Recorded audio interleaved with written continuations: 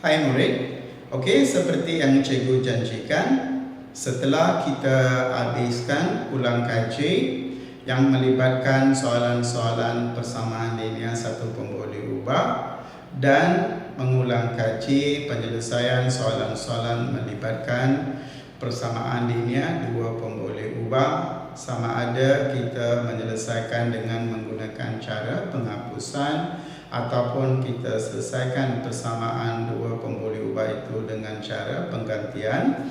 Okey, so akan kita teruskan. Okey, kita akan teruskan maksud cikgu pengalaman yang kita dapat daripada mengulang kaji kedua-dua topik tadi akan membantu murid-murid untuk memahami seterusnya menyelesaikan satu soalan persamaan linear yang melibatkan tiga pemboleh ubah. So, mengapa cikgu berikan masa untuk mengulang kaji? Sebab untuk pengetahuan murid-murid, tajuk persamaan linear tiga pemboleh ubah ini adalah yang terbaru dimasukkan dalam sukatan pelajaran Matematik tambahan tingkatan 4. Sebelum ini di bawah tajuk ini, iaitu sebelum sukatan baru ini di bawah sukatan lama, di bawah tajuk ini tajuknya diberikan nama persamaan serentak. Okey, so dalam persamaan serentak itu pelajar-pelajar diajar bagaimana nak selesaikan satu persamaan linear dua pemboleh ubah dan satu lagi persamaan ialah persamaan bukan linear melibatkan dua pemboleh ubah. So itu adalah kandungan tajuk persamaan serentak di bawah sukatan pelajaran yang lama. Tapi sejak tahun 2020 pelajar-pelajar tingkatan 4 yang belajar matematik tambahan, tajuk 3 ini, bab 3 ini telah diubah sesuai. Okey, diubah sesuai. Maksudnya masih benda lama itu dikekalkan, iaitu menyelesaikan persamaan serentak yang melibatkan satu persamaan linear dua pemboleh ubah dan satu lagi persamaan bukan linear dua pemboleh ubah, itu dikekalkan. Okey, so yang terbaru ialah mereka ataupun sukatan baru ini ditambah dengan satu lagi subtopik, dan subtopik ini adalah baru, iaitu menyelesaikan satu soalan persamaan linear yang melibatkan tiga pemboleh ubah. So ini adalah baru. So kalau murid-murid nak rujuk, contoh-contoh soalan yang lama-lama untuk bab ini ataupun untuk subtopik ini, disebabkan yang ini masih baru, so tidak banyak benda untuk dirujuk. So sebab itu, disebabkan yang ini adalah yang terbaru dimasukkan dalam tajuk 3, iaitu penyelesaian persamaan linear tiga pemboleh ubah yang baru. Sebab itu cikgu untuk membantu murid-murid memahami subtopik ini dengan lebih bermakna, ataupun lebih bagus. Sebab itu cikgu membuat sedikit ulang kaji, cikgu ambil sedikit masa untuk mengingatkan balik bagaimana nak menyelesaikan satu persamaan satu pemboleh ubah dan juga bagaimana nak selesaikan satu soalan melibatkan persamaan linear dua pemboleh ubah dengan menggunakan cara penghapusan dan penggantian. Sebab dengan mengulang kaji kedua-dua tajuk ini, ia akan membantu murid-murid untuk menyelesaikan satu soalan persamaan linear tiga pemboleh ubah. Sebab nak selesaikan soalan daripada tajuk ini, kita masih akan menggunakan cara penggantian ataupun cara penghapusan.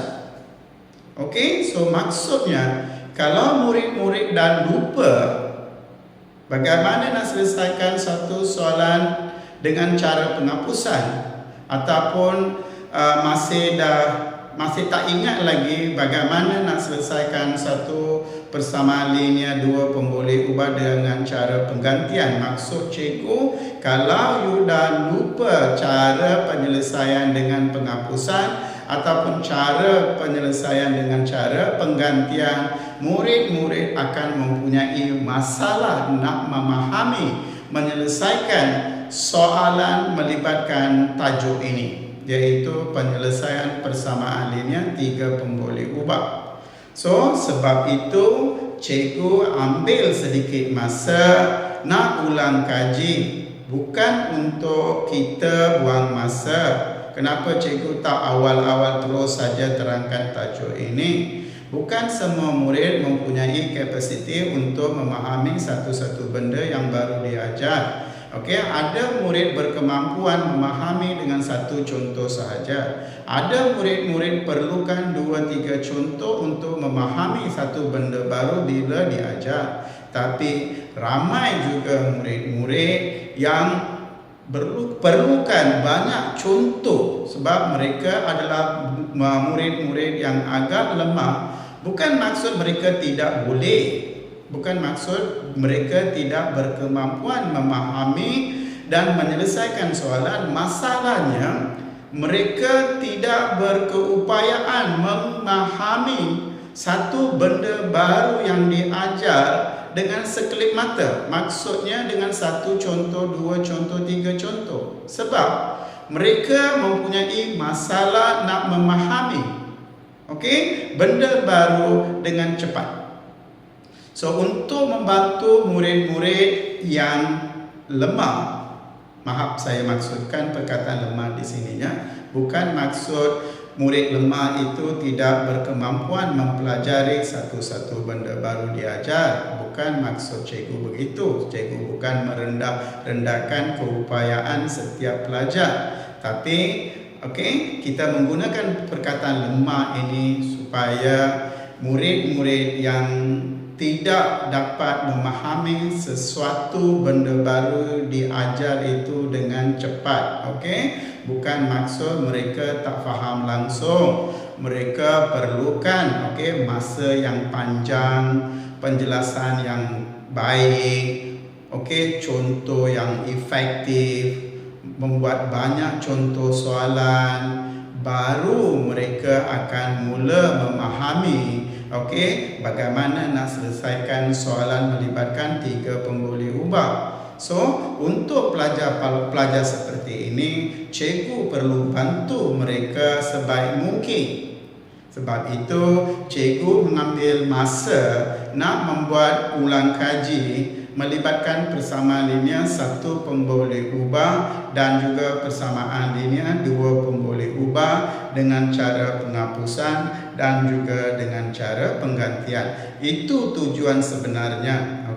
So, sekiranya murid-murid yang agak cepat memahami benda-benda baru, kalau anda rasa bosan ataupun tak perlulah ulang kaji seperti ini, membuang masa saja, cikgu minta maaf saja. So, adalah baik kita perlu mempertimbangkan rakan-rakan sebaya dengan kita, iaitu kita perlu memerhatikan ataupun membantu kawan-kawan kita yang sekelas dengan kita. Tapi masalah mereka perlukan bantuan tunjuk ajar dan satu-satu penerangan yang lebih efektif, yang bermakna supaya mereka juga dapat mempelajari tajuk ini. So dalam keadaan itu, cikgu terpaksa mengambil masa yang lama nak menerangkan satu-satu soalan. So jika cikgu mengambil masa lama nak menerangkan penyelesaian soalan berkenaan, bagi murid yang cepat ataupun memahami dengan cepat, mereka akan rasa bosan. Sebab contoh itu mudah untuk mereka boleh selesaikan dalam masa yang singkat. Tapi perhatikan kawan-kawan yang sebaya dengan anda, bilangannya lebih ramai.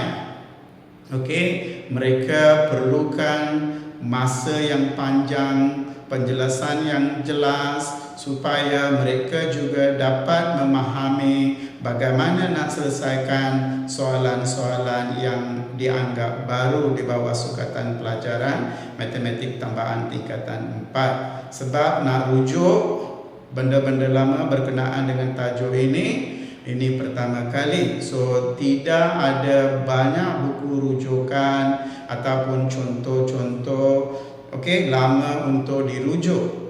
So adalah baik kita akan bantu murid-murid seperti ini untuk memahami tajuk ini sebaik mungkin. So adalah baik kita ingatkan balik, ulang kaji persamaan linear 1 pun boleh ubah dan persamaan linear 2 pun boleh ubah. So siapa yang tak buat ulang kaji, cikgu harap cikgu ada sertakan video-video penjelasan berkenaan asas penyelesaian persamaan linear 1 pun boleh ubah dengan beberapa contoh penyelesaian. Begitu juga cikgu keluarkan beberapa video melibatkan penyelesaian soalan persamaan linear 2 pun boleh ubah dengan cara penghapusan dan juga dengan cara penggantian. So cikgu harap murid-murid rajin ulang kaji ataupun berulang kali tengok video-video ini supaya membantu murid-murid memahami soalan-soalan melibatkan penyelesaian persamaan linear. So bila you dah sedia, baru akan memudahkan murid-murid untuk memahami tajuk baru ini. Yang tajuk baru adalah iaitu subtopik iaitu bab 3 ini. Tajuk namanya ialah sistem persamaan. So iaitu tajuk 3 tingkatan 4 matematik tambahan ini. Tajuk adalah tajuk 3 bernama sistem persamaan. Di bawah sistem persamaan ini, murid-murid akan diajar 2 subtopik. Subtopik pertama adalah seperti mana yang cikgu sedang bincangkan, iaitu melibatkan penyelesaian soalan persamaan linear 3 pun boleh ubah, sama ada menggunakan cara penghapusan ataupun cara penggantian. Tapi di sini cara penggantian adalah diperlukan kita lebih memerlukan cara penggantian jika dibandingkan dengan cara penghapusan. So dalam satu persamaan serentak kita ada 2 cara, sama ada penghapusan ataupun penggantian. Tapi bila dah sampai ke peringkat 3 pun boleh ubah, adalah penggantian adalah lebih efektif dibandingkan dengan penghapusan. Bukan maksud kita tidak boleh menggunakan penghapusan, tapi di antara 2 cara ini, cara penggantian ini adalah lebih efektif dan mudah difahami. Dan satu lagi subtopik di bawah tajuk ini ialah persamaan serentak. Di bawah persamaan serentak ini melibatkan 2 pun boleh ubah. Bezanya di sini mereka akan berikan 2 persamaan. Sebabkan ada 2 pun boleh ubah, nak selesaikan mesti ada 2 persamaan. So beza sekarang adalah satu persamaan ialah persamaan linear 2 pun boleh ubah. Dan untuk membantu menyelesaikan, menentukan nilai pun boleh ubah dalam soalan ini, diberikan satu lagi persamaan, dan persamaan ini ialah persamaan bukan linear. So nak selesaikan cara soalan ini, kita gunakan cara penggantian. Di sini penggantian adalah yang terbaik. So di sini kita hanya boleh gunakan penggantian, penghapusan tidak sesuai, tidak logik.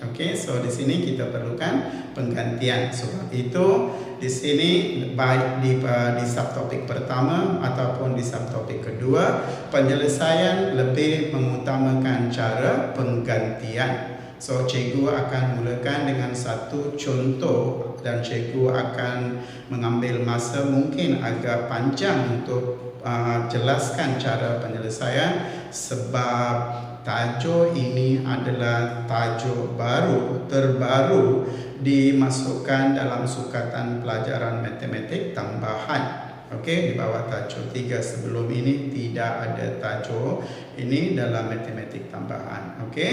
So, cikgu harap murid-murid akan berikan tumpuan sebelum kita mulakan nasihat cikgu berulang kali.